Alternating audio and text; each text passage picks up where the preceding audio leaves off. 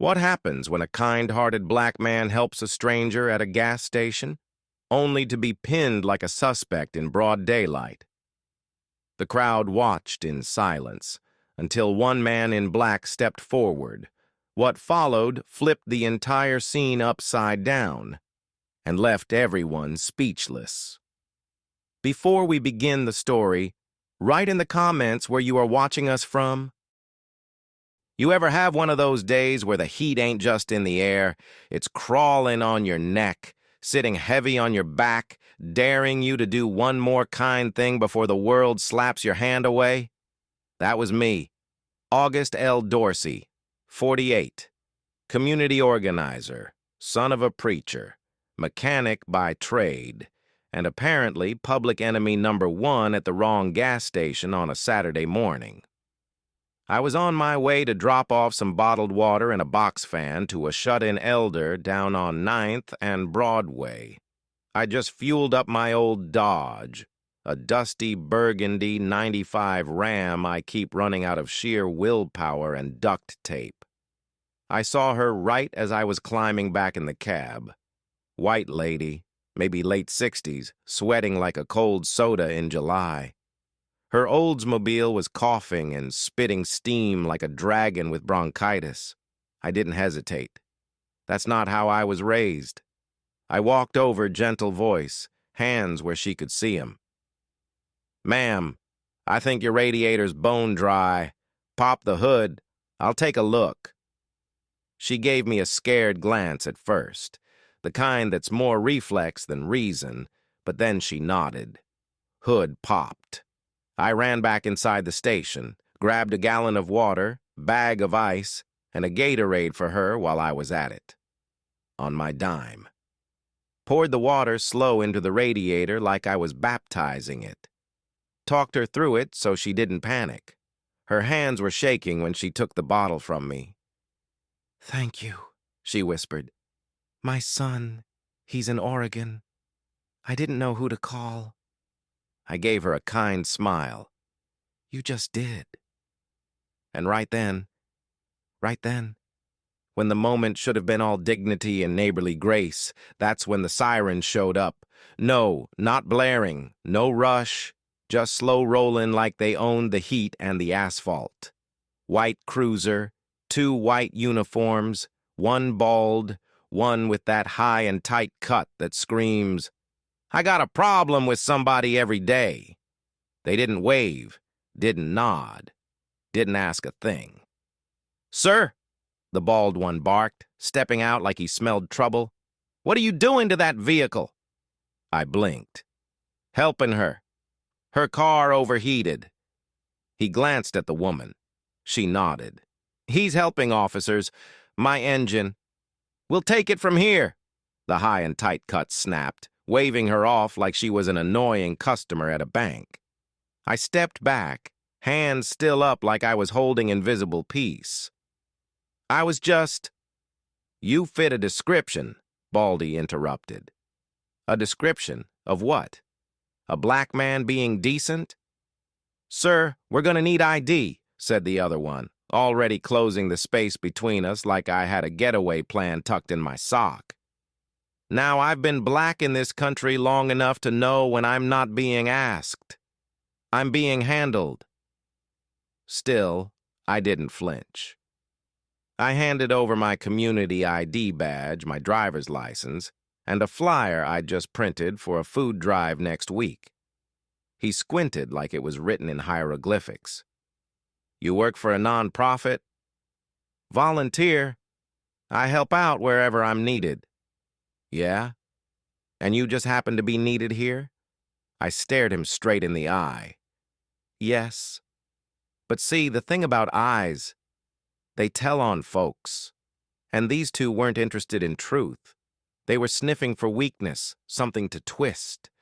I wasn't giving them that, not today. That's when the real show started. High and tight walks behind me, looks me up and down, leans in to whisper just loud enough. "You don't belong here, do you?" I chuckled. Low, bitter. "Man, I belong exactly here, right next to that radiator and that scared lady who needed help. You getting smart with me? No, sir. I was born smart. Baldy didn't like that. His lips thinned. His hand rested on the handle of something I wasn't about to provoke. Hands on the hood, he ordered. You serious? Now.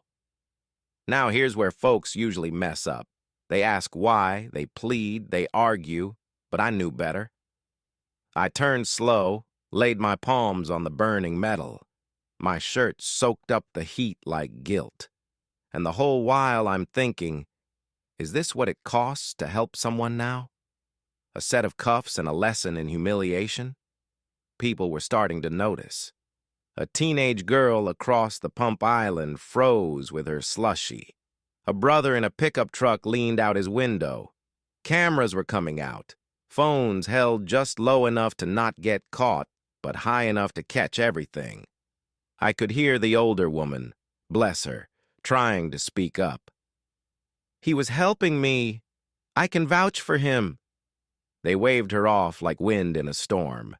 I felt the steel of suspicion tighten around me like invisible chains. 2 minutes ago, I was a neighbor. Now I was a suspicious male interfering with a vehicle.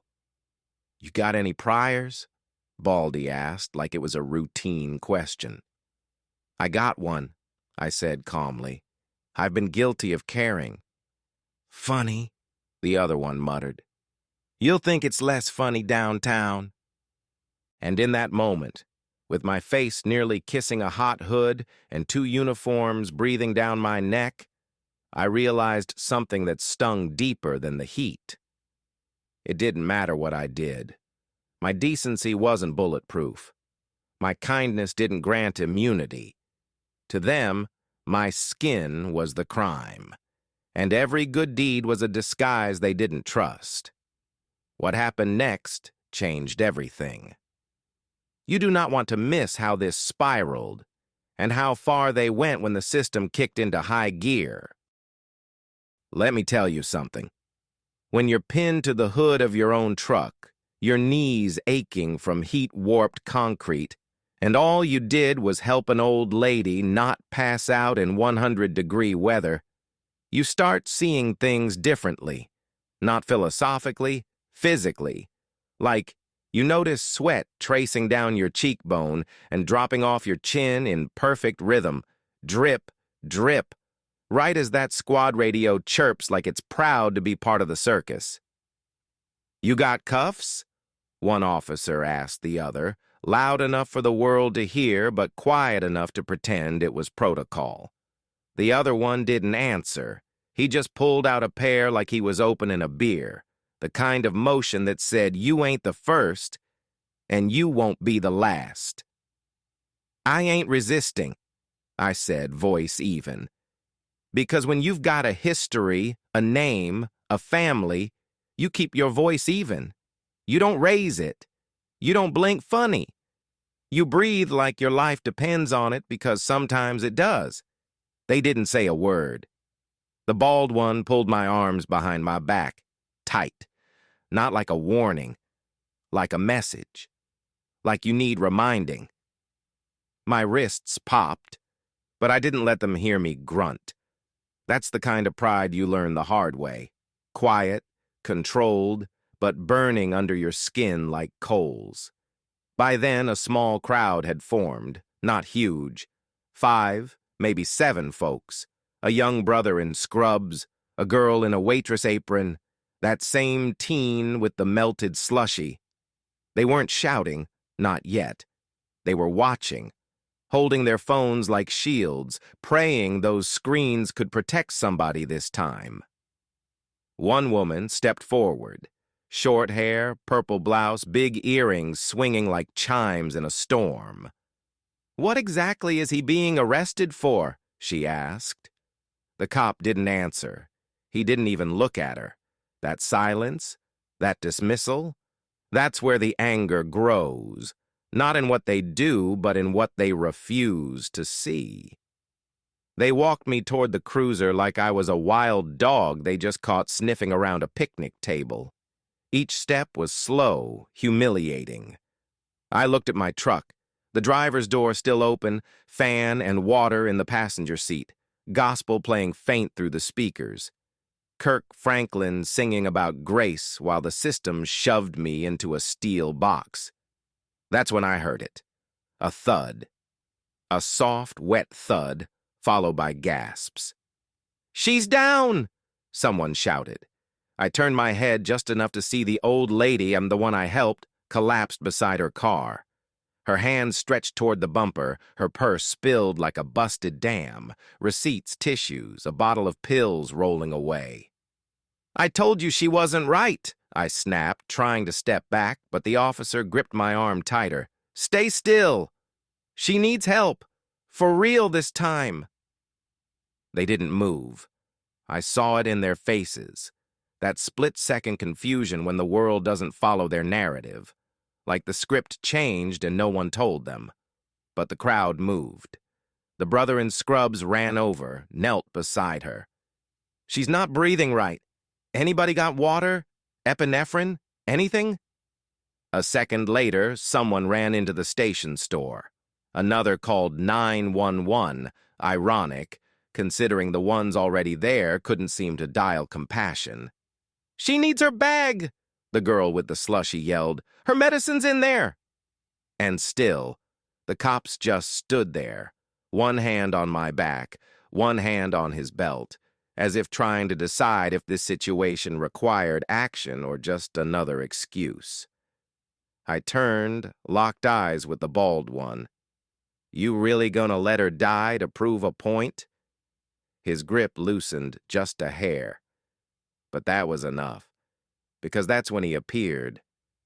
I don't know where he came from. One minute, the gas station was chaos. The next, there was a man in black, standing still, calm like a sermon before the storm. Mid-50s, solid build, beard, salt and pepper, but sharp. He wore a black t-shirt, cargo pants, and a face that said, "Try me today, please." He didn't shout. He didn't wave his arms. He just spoke, low and firm. "You need to let that man go. Now." Both officers turned, puffing up like roosters in a parking lot. "Sir, step back." He didn't move, didn't blink. "You're making a mistake," he said. "There are cameras, witnesses, and a woman lying on the ground because y'all thought flexing power was more important than doing your job." "Sir, we said step back." That's when the hum started. Not loud, not flashy, just a tiny buzz. The kind that makes your skin crawl before your brain figures out why. The man in black reached to his hip. I thought for a second, maybe too long, that he was armed. But what he pulled wasn't a weapon. It was a small black rectangle with two glowing prongs, a civilian-grade taser. And suddenly, the silence cracked. The bald cop stepped back, hand hovering near his own belt. "You bringing that into this situation?" he barked. "Only because you already brought yours," the man answered, calm as ever. "I don't point unless I see harm. And what I see right now, that's harm." Someone in the crowd gasped. Another person muttered, "Yo!" But the man didn't move. His eyes stayed locked on the cuffs, then flicked to the old woman, still unconscious beside the car. Then back to me. "You gonna help her?" he asked them. "Or should I?" The officer let go of me. Not completely, not surrender. More like hesitation disguised as authority. Like maybe this wasn't the hill they wanted to stand on. I didn't speak. I didn't need to. The air was saying enough for everybody. This is it, the climax. Everything you've been feeling, the tension, the injustice, the fury. It's about to explode. Stay here to see how the man in black flips the whole script and makes them face what they tried to ignore. You ever witness a moment so thick, so full of electricity, it feels like the whole street's holding its breath? That was the scene. Me standing there in cuffs, sweat dripping from my temple. That old lady laid out near her front tire, bag of medicine split open like somebody shook her world loose. A small crowd frozen in a circle of disbelief. And right in the center of it, that man in black, holding a taser like it was the truth itself. He didn't flinch, didn't posture, he didn't need to. The bald cop, the one who'd been rough from the jump, took a half step forward and tried to reclaim whatever was left of his confidence. "You threatening an officer of the law?" he barked. The man's reply? Smooth. Like jazz through a storm drain. "I'm stating a fact. This man was helping. That woman's on the ground. And all you've done is escalate. I'm not the threat. Your pride is."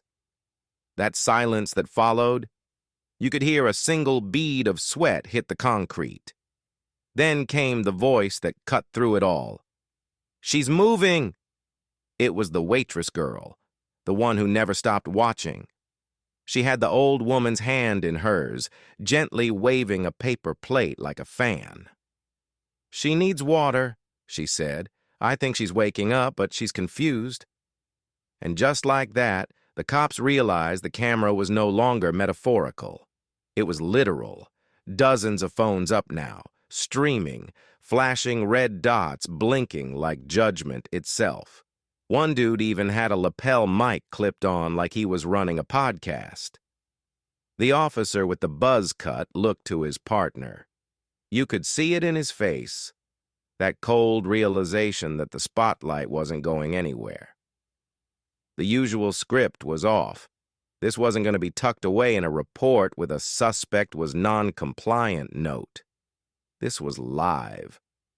I felt the pressure on my wrists ease just a touch. Not enough to breathe easy. Just enough to know they were recalculating. That's when the old woman finally spoke. Weak, cracked, but clear enough to shake the concrete under their boots. "He saved me," she whispered, pointing toward me. "He helped." The bald officer didn't say a word. He stared down at her like a man realizing the ladder he climbed was leaning against the wrong wall. The man in black lowered the taser. "You heard her," he said. And finally, the one with the buzz cut stepped forward and reached for his keys. The cuffs came off slow, not out of respect, out of hesitation, like he was hoping I'd give him a reason to snap them right back on. But I didn't. I just turned around, flexed my fingers, and looked him square in the eye. "You ever help somebody just because it was the right thing to do?" I asked him.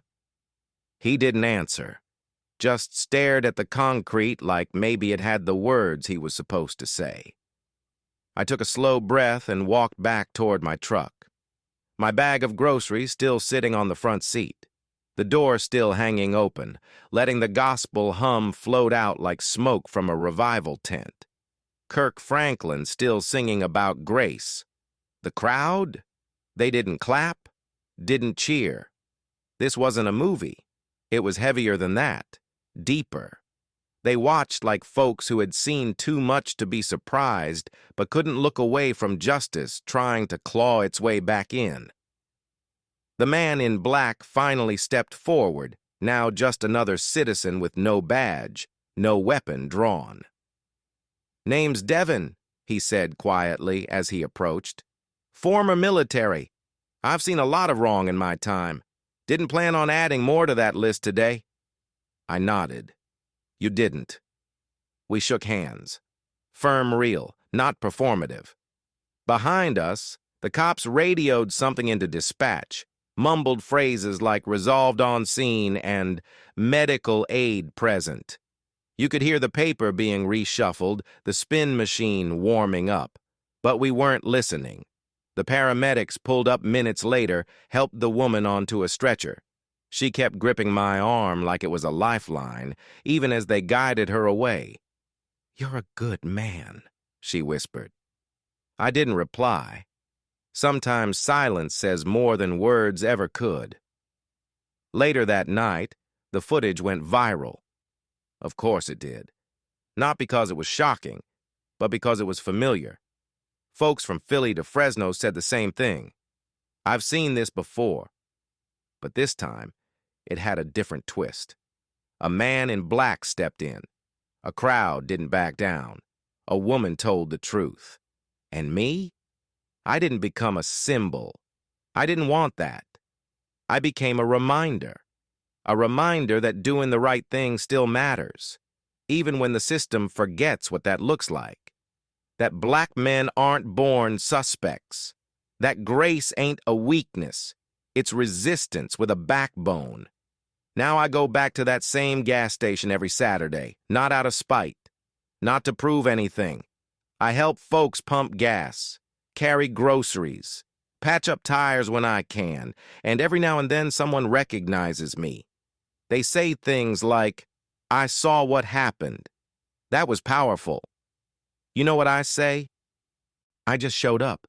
The rest took care of itself. Because sometimes that's all it takes.